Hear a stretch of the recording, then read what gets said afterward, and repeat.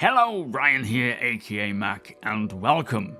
Today I would like to share my impressions and thoughts on the Pyro system, which we have been playing on the Tech Preview channel. As always, a huge thank you to all of my patrons and channel members, in particular to my latest channel member, Mactavius Actual, and to my latest patron, Texan Gamer.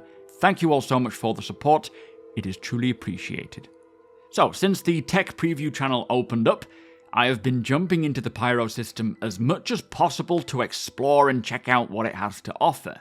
Now, although it is not the entirety of the Pyro system, there is certainly a lot to keep me busy, and so far, I have only explored the Patch City space station and the various points of interest on the planet Monox. So I have yet to see any other space stations or planets, although I am definitely looking forward to checking out the planet Bloom, but thus far, the system looks incredible. Now, the single space station that I have explored is massive, with so much to take in, lots of areas and secret routes to discover, and this is just one of, I think, 26 stations that will be available upon Pyro's launch, not what we have available in the Tech Preview channel. And the planet Monox is vast, with some very unique biomes and geometry, from sandy red deserts, large rock formations, swirling landscapes, and forests of dead trees. There also appears to be caves everywhere that actually show up on your HUD when you scan, and every time I'm flying over the planet's surface, I see them dotted around, which means there must be a lot of them. Now, the points of interest do vary from one another, although there is only a handful at this time for testing on Monox. I'm sure many more will come along, but right now we have large gang settlements making use of things like derelict ships and abandoned leveled buildings. There is a salvage yard with an oval bay for landing in to repair your vehicles, and this reminds me very much of the sort of mechanics workshop on Tatooine in The Mandalorian. Plus other locations like a full village or township that I can just imagine living amongst the settlers, wandering through the streets or defending against pirate attacks, and even one day helping to rebuild if the attacks destroy the buildings. Plus, there are mining or refining settlements in which I had to drive around in a dragonfly just to get from one section to the other because the settlement is that large and spread out. It really feels like a whole new system, which really shows off what is coming soon as more and more of these types of settlements and businesses make their way in. Not only for the Pyro system, but Stanton as well. Plus, when they open up more of the Pyro system for testing, it will involve a lot of time. Now, performance-wise, it's actually been alright, with not a great deal of bugs, and I think I've only had maybe 1 or 2 30Ks, but the frame rate at times can take a huge hit when travelling planetside, mostly at the settlements, which I think is primarily due to the enormous amounts of ships and vehicles that have been left there by players, but at times the frame rate has completely tanked into the single digits, making it pretty much impossible to play. But hopefully with things like the replication layer and eventually server meshing and obviously more optimization and performance improvements, this should settle down a bit. Now, the solar flares or mass coronal ejections are a whole other thing, and it adds such a cool dynamic to the Pyro system, as the sounds for the warnings initially set off a sense of dread in you, and then when they happen, it gets that bright that you literally cannot see a thing, and your ship's systems can completely shut down, resulting in you falling out of the sky. Now, this is a bit of a taste of what will come along with weather and other environmental effects that may force you to be grounded on a planet for a while, or take shelter somewhere, opting maybe for ground transport over flying. And I am a big fan of what they have done with the flares, especially as they damage your ship and will eventually damage the player as well, so taking shelter or having to repair if you've been caught in one will be something we may find ourselves doing more than you realise. Now, with that said, exploring Pyro can be very dangerous, and I have found myself fighting for my life in Patch City Space Station itself and at the various planetside settlements. Now, I know for many this is not fun, as they just want to explore, but there are so many missing game systems right now that will balance this whole experience out for all players, and once these systems come in, will make the experience a lot more robust. I will say though, Pyro is a dangerous place, and it should be, it is meant to be, but what we are experiencing right now is not how it's going to play out every time you step foot into Pyro. That's not to say that these PvP encounters won't ever happen at all, of course they will, and they should, but more that things will begin to be less mindless and more thoughtful. Right now, the Pyro system is the first location that players have really had to taste the ability to truly F around without finding out style gameplay. Players have been pretty much let off the leash, and they are making the most of it, and that is mostly because they can, rather than they should or they particularly want to. And they have nothing to lose. It is an alpha, so outside of having to respawn and make their way back in, they can rinse-repeat these actions as much as they want. But this will begin to change once there is a lot more longevity to playing Star Citizen, and of course once the game is launched officially, and we all have something to lose, especially with the death of a spaceman mechanic, meaning many players won't just want to shoot for the shits and giggles as much as they will run the risk of losing their character and more. And as I say, Star Citizen is missing a lot of gameplay systems that will encourage less mindless killing and encourage more thoughtful decisions, like NPCs offering protection or fighting against those shooting up their space station or settlement. And with the AI getting a huge amount of Squadron 42 updates in 3.21.1 now, I would love to see just how capable these NPCs will be at defending their space station. It is a shitty thing to do to camp the elevators in the space station and just kill anyone and everyone who exits for no reason other than they can. And for the early tech preview, maybe enforcing an armistice for now is a good idea, until the NPCs are capable of enforcing their own security. I don't know myself, but I do like how CIG would rather not game master artificial restrictions and instead opt for a in-game method to push back. But of course, these are not there yet. So we will see if they do decide to enforce an armistice or if they just leave it as is. Now, other systems that will help are things like rescue beacons and bounty hunting.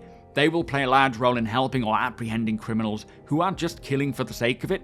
And reputation, of course, will play a large part in where criminals can go. But I will reiterate that this does not mean that Pyro will be a safe system for everyone to just travel around in carefree, but it should mean that if players are just causing mayhem for the sake of it, then the game will push back and challenge them rather than just simply removing them.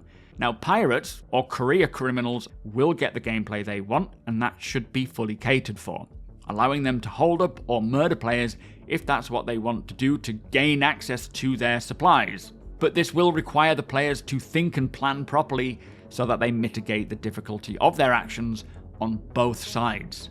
Now, I am not saying that I am opposed to the violence in Pyro. In fact, I absolutely love how it feels and plays, and I have gotten into firefights with players camping the elevators in the station, and yes, it was very frustrating to start with when you can't even get out of the system, but I did actually have a lot of fun getting myself kitted out and slowly moving and trying to take the camper out, and then finding that the guy had either left or I'd killed him, and then realizing it's safe to proceed.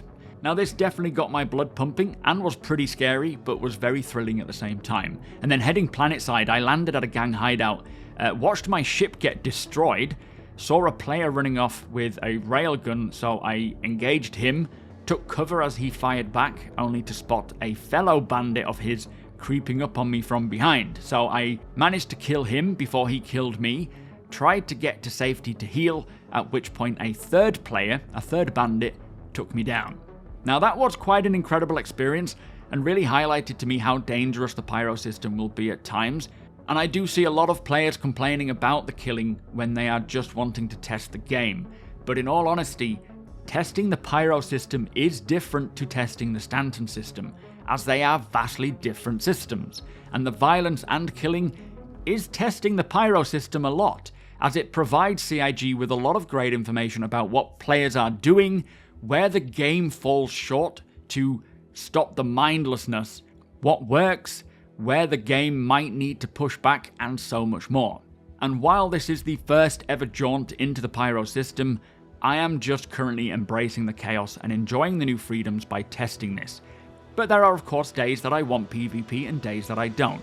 But Star Citizen is a game that will cater for everyone, and there will be some systems that are to be avoided by players who don't want to take big risks, and that is fine, as there will be many systems eventually. But as I say, there are many things not in game right now that allows players to create chaos without consequence, giving the impression that the Pyro system is going to be just death at every turn, which is not the case. There will be ways to live in Pyro, avoiding danger as much as possible based on what you're doing and where you're going. But it is a dangerous place, and it needs to be, and it needs to feel like it too. Now, another element that I think will play a heavy role in balancing out the dangers is there is a new group called the Citizens of Pyro, which we will hear a lot more about during the IAE this year. In fact, we will probably meet them during that event. And I think this is a similar premise to the CDF, or the Civilian Defense Force, allowing players to pick sides and fight back. Now, this is a non-profit organization, a group of law-abiding citizens who are trying to expand on the civilian population in Pyro, whilst simultaneously driving out the criminal elements as much as possible. Now, they are fighting back against the gangs to try and establish settlements and bring commercial interest to make Pyro a more hospitable place. And this will mean that there will be gameplay in which players complete missions for this organization, earning reputation and helping with their cause, while the gangs or criminal players, or those who are siding with the gangs, will fight to stop them. Now, the Citizens of Pyro are recruiting new members and raising funds to establish a major settlement on the planet Bloom, so there will be enclaves of this organization where players may be able to find a bit of safety or protection, or hopefully even call for help. And I am certain that there will be missions for players to help in all areas of the game to get this settlement established on Bloom, where pirates can try and stop them. Maybe players providing security, running aid and supplies to Bloom, helping to build and take out the gangs who oppose them. Again, we will hear a lot more about this at this year's IAE, but I can already see that they're setting up, or CIG are setting up this huge dynamic ongoing event where Pyro is going to be a big point of contention for law-abiding citizens and the criminals. So, to conclude, Pyro is gorgeous. It is vast and detailed and offers a lot of diversity in all areas, but it is also very dangerous, and as I say, it needs to be. It has always been the intention for Pyro to be a dangerous location. Yes, it is more dangerous right now than it will be once all of these game systems are implemented, but it will also mean Stanton will get a lot less dangerous as we are not all just condensed into the one system together. But consequence will play a big part in the actions that we all take. And for those who just want to kill everything that moves, they will have a harder time doing so once these game systems start to come online. But Pyro will cater greatly for criminals and pirate players and gangs, more so than your everyday citizen who just wants to go mining and mind their own business. And that's a good thing, especially as there are many more planetary systems to come online.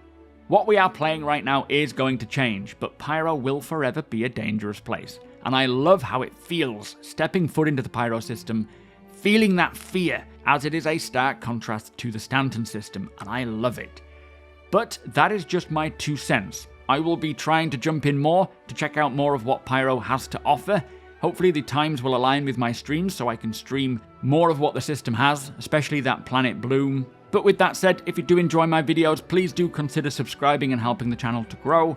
Also, come and hang out over at twitch.tv/supermacbrother. You are all more than welcome over there. As I say, we will be trying to check out Pyro. If not, it'll be 321.1.